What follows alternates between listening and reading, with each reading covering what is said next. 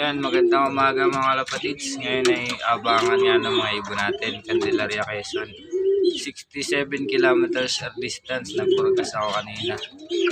6:30 nag-release yung club. Ang oras na ay 7:13, mga 7:30 siguro.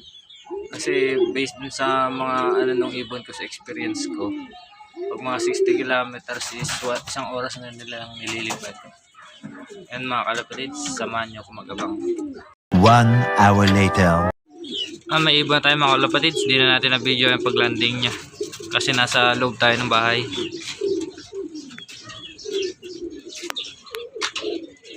Yan mga kalapatids siya, nagyayabang pa.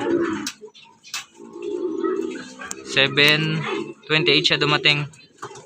2 minutes later. May ibon na tayo ulit mga kalapatids, si Kilua, yung ating red bar. Ito yung ating off color. Yan. Ayan siya mga kalapatids. Hindi na natin nabibidyoan yung arrival kasi dumidiretso na agad. Mga naghahabol kasi sa pares.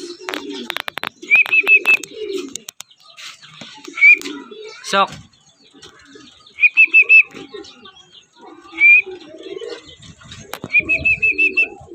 Sok sok!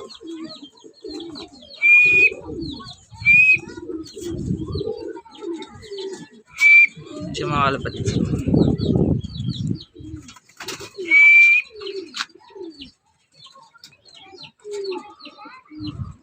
Dalawa na mga kalapatids, tama yung hula ko, mga 1 oras.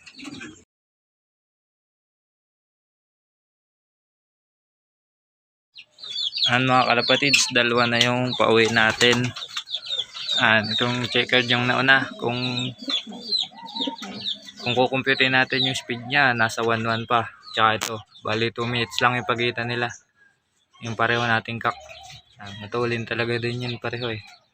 Sayang yung ating blue bar, yung pinupuling talaga natin. Nagkakangkar kaya hindi natin tinuloy na. Nandun sa breederan natin dun. Binukod natin.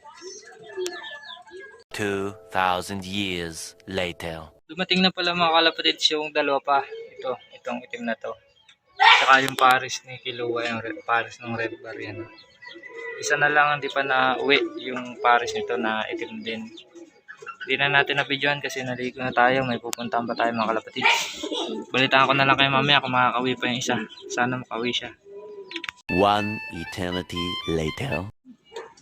Mga kalapatids, kumpleto naman, nakauwi pa yung isa natin, mga tanghali siguro. Ginabi na tayo makauwi mga kalapatids, pinabawagan na lang natin kay nanay. Nakain naman na sila lahat.